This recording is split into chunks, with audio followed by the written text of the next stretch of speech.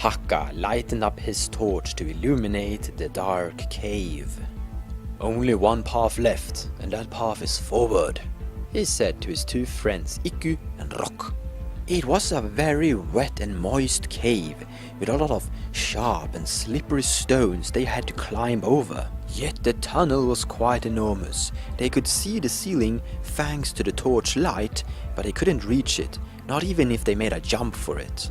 So as they were moving forward, zigzagging or climbing over these cave stone teeth, Hakka was taking point, trying to gaze forward with the fire he got from the torch. Yet he couldn't see far or get any good details of what was in front of him. "This is all your fault, Rock," Ikku said to the man walking in front of him. "I told you not to scream and shout so loud inside this cave. How can it be my fault that the ceiling were collapsing and coming down over our heads and then suddenly blocked our exit?" Rock turned around and answered back.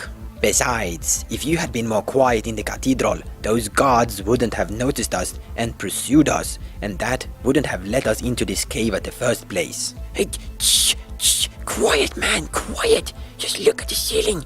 Look at all those stone watery spears, how they are shaking from your shouting. You want that to come down on top of your head again? We barely survived last time." Ikku responded silently. "Enough of that, both of you. Instead of arguing amongst yourself, stay focused. We don't know if anything else might be down here with us," said Hakka, interrupting both Ikki and Rock. And that's how the three bandits with the stolen silver kept moving forward through the dark tunnel cave. After walking several minutes, Ikku called out, "Halt! Stop! Look at the ceiling! Look at that! Doesn't that look like claw marks?" And it sure did. Long the three of them stood there in the dark, watching, looking, fearing and doubting. What could have made those claw marks? It looked just like how a bear could have teared on a human's back, except that these cuts were a lot bigger and done on stone. "Well, we can't stand here forever, and we can't turn back.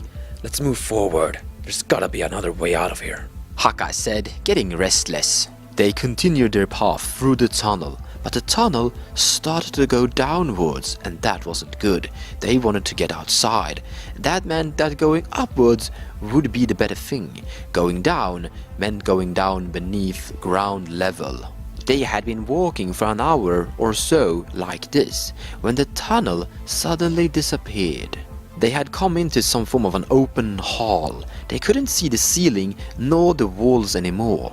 The only light they had was from the torch, and that didn't give them much. In fact, all around them was pitch black darkness. The ground, however, was level. It wasn't a road, it was still rock, but they didn't need to climb over or zigzag between rocks anymore. "Shh! Raka and Ikku, listen! Do you hear that?" Rock said. And of course they did. All around them was a fluster of small, tiny little wings. A large swarm was flying around somewhere inside this dark cave. And without any form of warning, the entire population of the Bat Cave came flying over their heads, shrieking straight into the tunnel the three bandits just came out from. Ikku, Rock and Hakka all three threw themselves to the ground and covered their ears, as the sound easily could drive you crazy. When there was only a little tiny small amount of bats left, the three of them stood back up again. "It must be night outside for these dark dwellers to leave this cave," Ikku said. "Or they are escaping us. I believe the fire must have scared them off," Hakka responded. "But they can't get out through that way.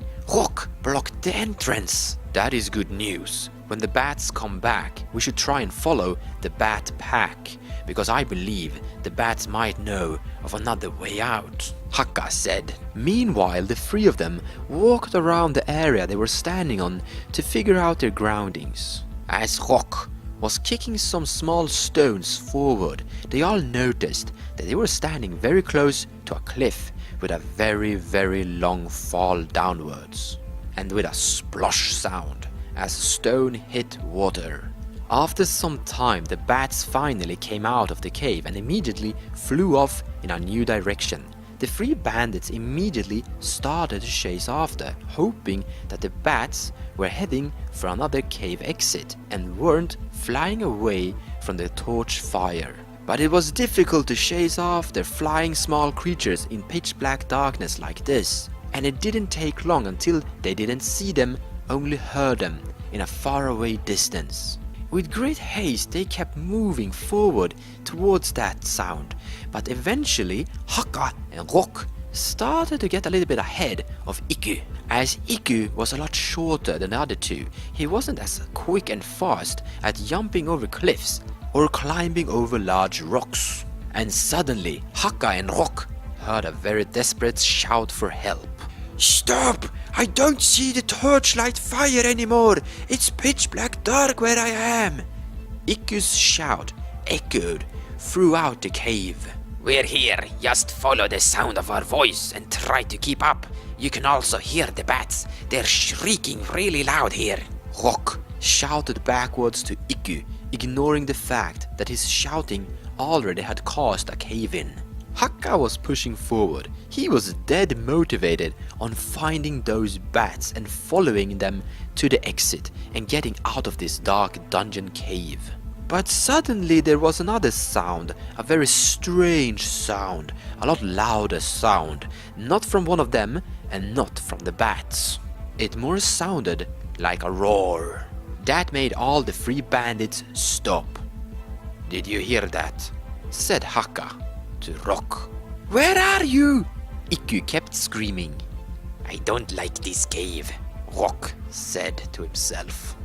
As Iku were stumbling around in the darkness with his hands touching the walls so he had some form of knowing that he wasn't going over a cliff, he tried to follow the bat swarm sound when he suddenly heard a very loud sniffing. Just like how a dog did it, except a lot louder, and he could even feel breath of wind touching his face. Then suddenly they heard steps of something very big behind them, where they had been running away from. The sound escalated and grew really loud, and suddenly there was some form of a really huge roar, combined with intense, fearful scream of pain from Iku, as it sounded like something was hurting him. Both Hakka and Rock drew their weapons that were still bloody from the dead gods they had killed.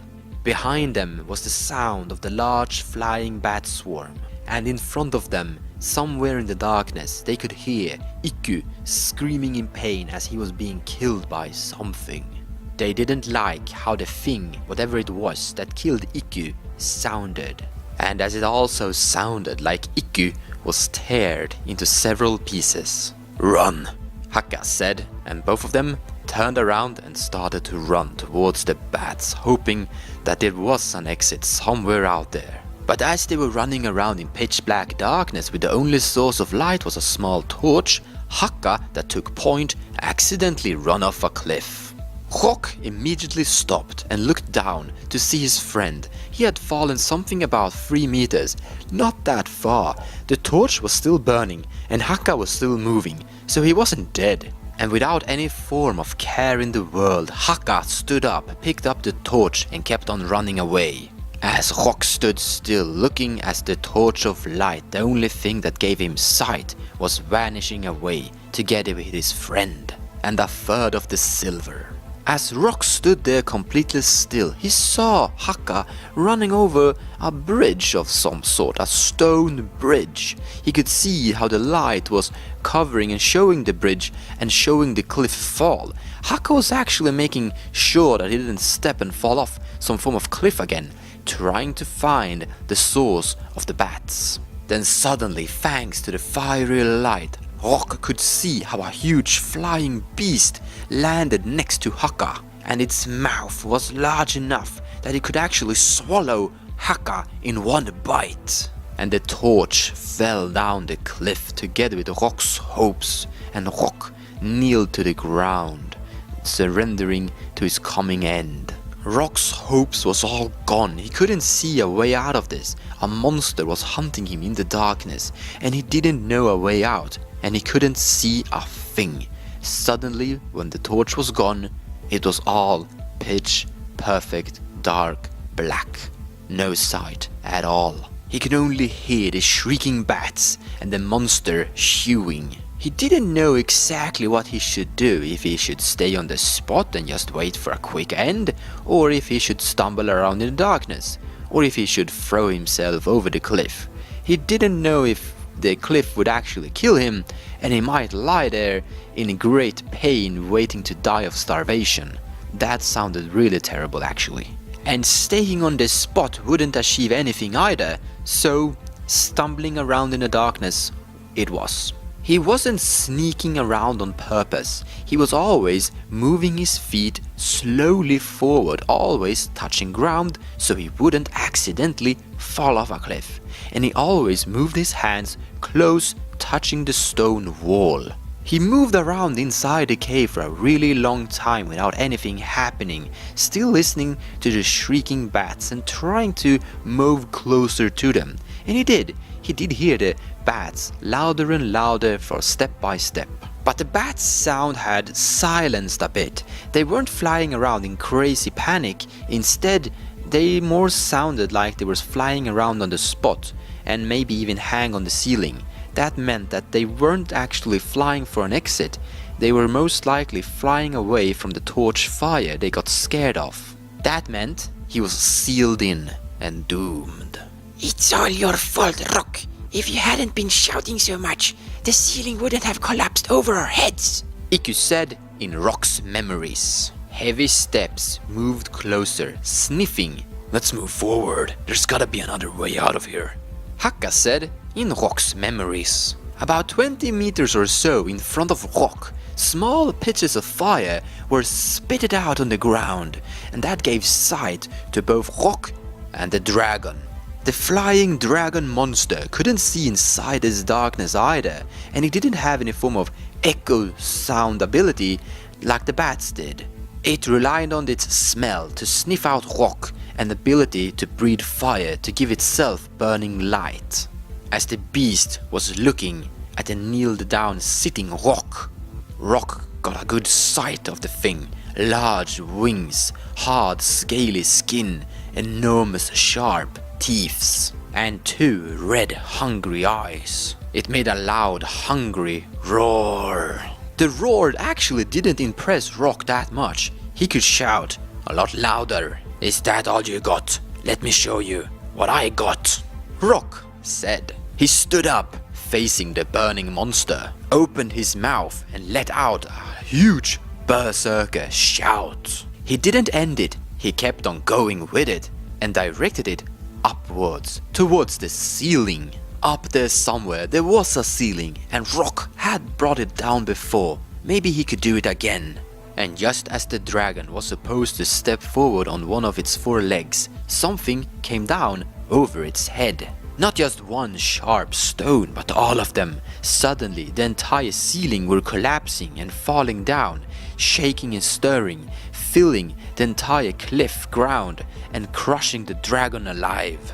And Rock had to cover his eyes, as they were so used to darkness now that the sunlight was piercing into his eyes. He could hear birds and wind blowing again. The sunlight gave him sight of the entire cave. This place was a huge bat cave. And finally there it was, his exit to freedom.